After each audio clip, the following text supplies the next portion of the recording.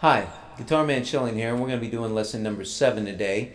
I hope you've been keeping up with all the lessons along the line, because it's very important. You know, if you skip any lesson, you're going to be lost on where we're heading, unless you already know some of this stuff. And so it's just like going to school. You know, when you miss a few classes, it's hard to catch up when you go back. So, any rate, though, we're going to be talking about a rhythm progression. It's called the 1-4-5. It's one of the most well-known progressions, I guess, in rock guitar. They've been using it for well over 100 years, probably. You know, Chuck Berry was a big fan of it, and many people before him, and thousands of people after him. And although it's probably well worn out, it keeps being used over and over again. So, anyway, the 1-4-5 progression. What is it? Well, let's pick a scale. We can play it in any scale, but let's pick A. A is comfortable to play on the neck, and it's kind of like right in the middle. So you remember our A scale, and I taught you the 2-octave scale, which continues on 1 octave, 2 octaves, so full scale, double octave scale. Okay, A to A to A, 2 octaves. So anyway, using that scale though, okay, the 1-4-5 progression, what is it all about? Well, 1, what's the first of the scale? It's the A note, okay?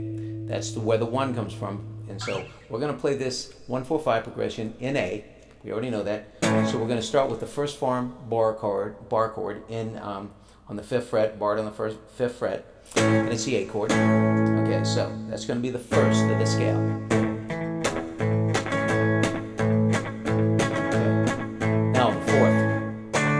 D, 1, 2, 3, 4.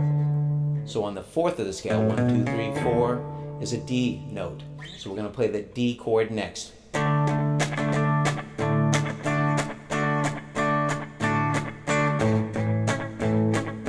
Matter of fact, I probably shouldn't be using that syncopated beat because it's probably a little bit tough for you. But at any rate, no matter how you play it, the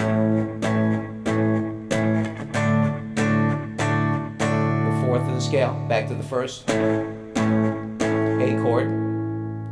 Okay, now, so it's called the 1-4-5. Now, where's the 5? 1, 2, 3, 4, 5th of the scale is an E. Then we're going to shift up to the E chord, 2nd form E. Then back to the 4th, D, the D note, the D chord. And then back to the 1st, A.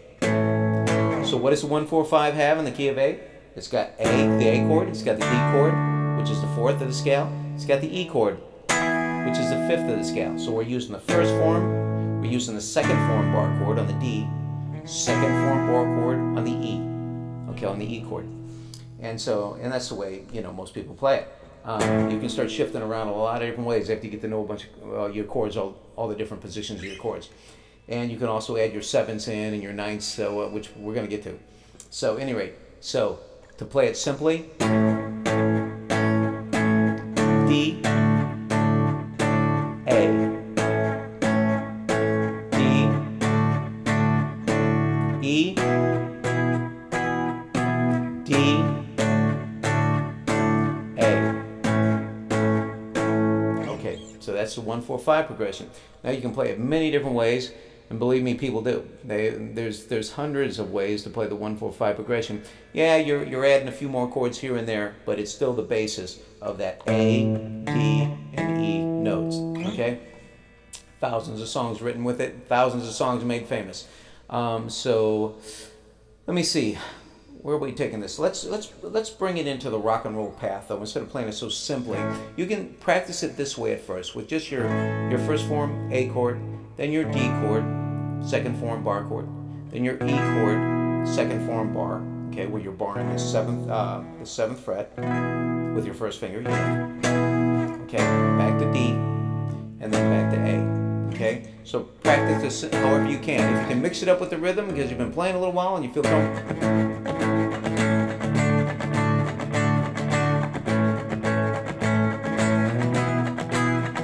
Mix it up, however you want to do it, okay? For the guys who are just beginning to learn, play it simply.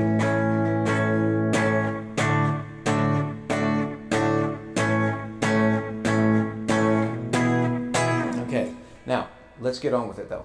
let's say you let's add in the traditional way of playing this, where you're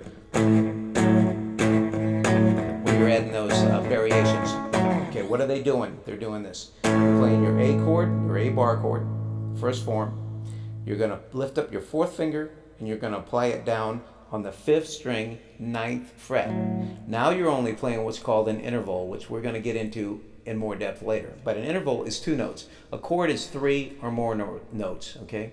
An interval is 2 notes. So basically, when we lift our fourth finger to do this, we're only playing an interval at this point. We're playing the A note here on the 6th string. We're playing an F sharp. We're playing on the 4th finger on the 9th fret, 5th string. We're playing those 2 notes. The rest are muffled. Okay? They add a little strength to the chord, especially when you're playing through a loud amp. But we're not playing those notes. Not when we do that. Now you can play the most of the chord there. In rock, you know, they really don't concentrate on these upper high register strings. They're just playing the guts of the chord, the 6th, 5th, 4th, 3rd, pretty much that. But you know, sometimes it will ring out with the 2nd and even 1st. But you know, you're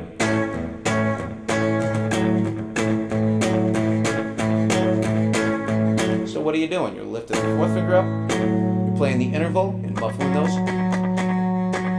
You're going back to the A chord.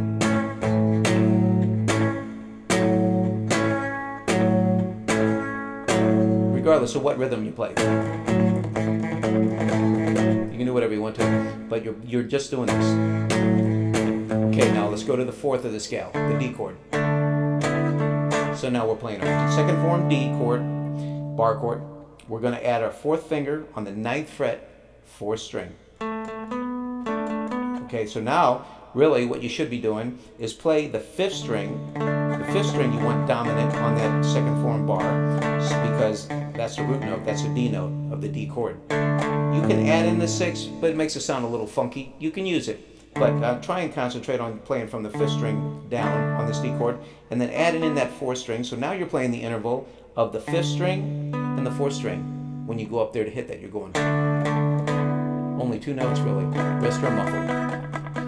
So play the D chord and then the interval.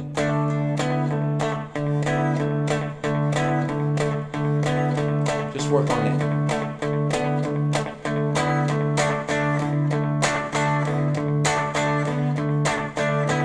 Then go back to the A.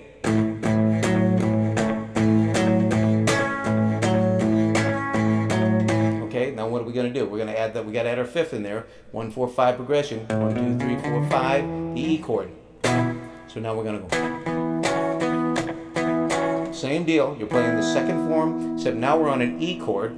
Okay, we're barring the 1st fingers on the 7th fret. Now we're going to add the 4th finger on the 11th fret, 4th string. See what I'm doing? You're going to play the 5th string is the root note if you can. If you have to add the 6th in because you're a little sloppy with your pick, no problem. But try and concentrate on playing the 5th string on down for your 2nd form bar. You're going to go.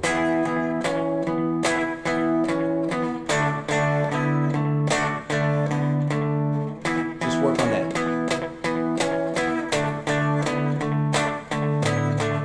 And then when you go back to the 1st form.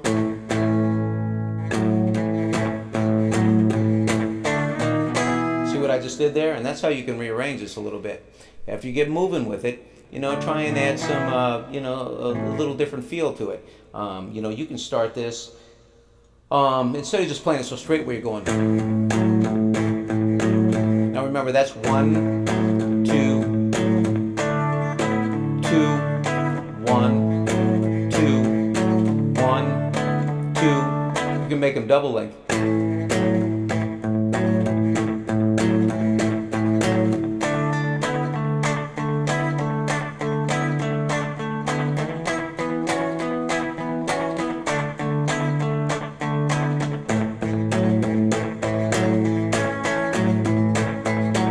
Okay, now if you have a trouble going from the bar chord, the 1st form bar, to hit the interval, and getting back to the bar chord in time to hit the chord, you can do it the sloppy way, which is basically just leave your 4th finger up in the air, only play your chord is your A chord is basically an interval where you're hitting only the 6th and the 5th strings, and you can just go. It'll have a real raw sound, real raw bassy sound, because you're only playing that 6th and the 5th string. The rest of the chord is kind of like just like a show. But try and get it eventually. Try and get it where you can make your A pretty much ring out, your A chord.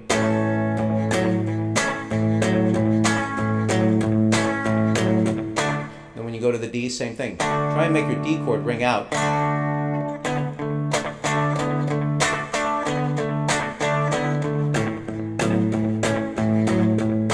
Okay, so you get the idea.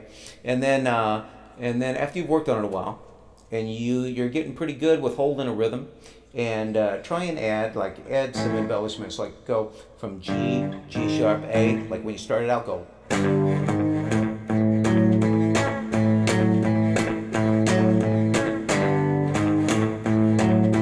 You know, however you want to throw them in there. Throw them in your own way if you choose.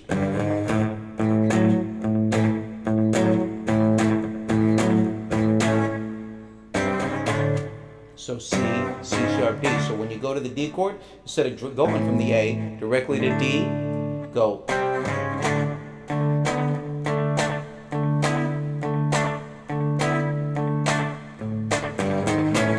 G, G sharp, A. You get it? So instead of just going straight to the first of the scale, the A chord, go G, G sharp, A.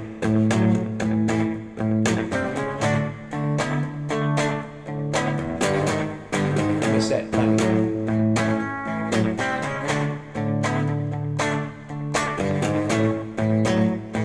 So, at any rate, there's a lot of ways to run this around. And then, you know, eventually we're going to get into adding the sevenths to it. We're not going to get into it this lesson, except for just running it right by you. But if you want to go...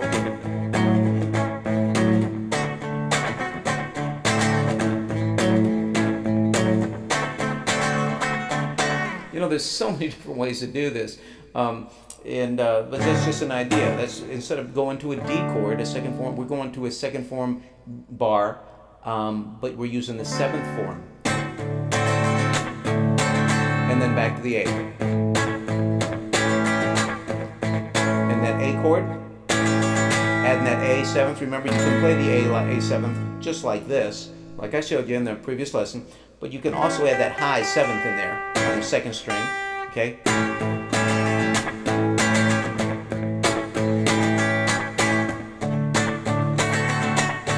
D, D7, get it?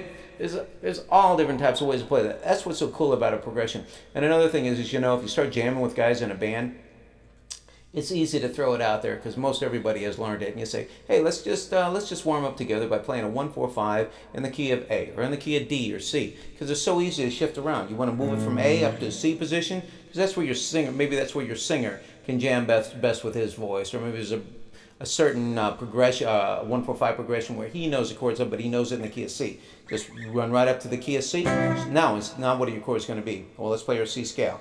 We got to start up on the C note. C, 1, 2, 3, 4. So we know our first is a C, 2, 3, 4. The next chord is going to be an F, 1, 2, 3, 4, 5. Next chord is going to be a G. So we got C, F, G. Okay, so now the song is going to go F, C, G. See, 1, 4, 5. 1, 4, 5. So you can do it all over the neck. I don't care what key you want to play in. And it kind of unites a band real fast because everybody can do that. And then, you know, eventually you'll bore out on that and you'll say, hey, let's twist it around. Let's move some more chords in, you know, or you were just using it as a you know, a place to get started at with your little group. And now you want to move on to heavier things, you know, bigger and better things. So, at any rate, that's about the end of this lesson. I'm going to bring you into ninths also next time. You know, ninths are so cool. You know, ninths with the blues. The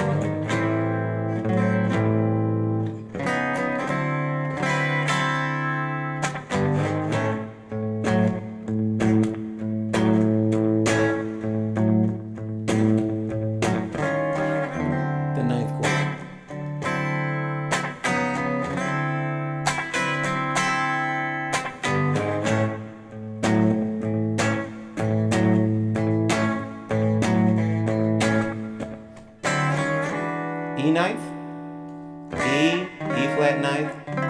ninth, G, G sharp, A, E ninth. See?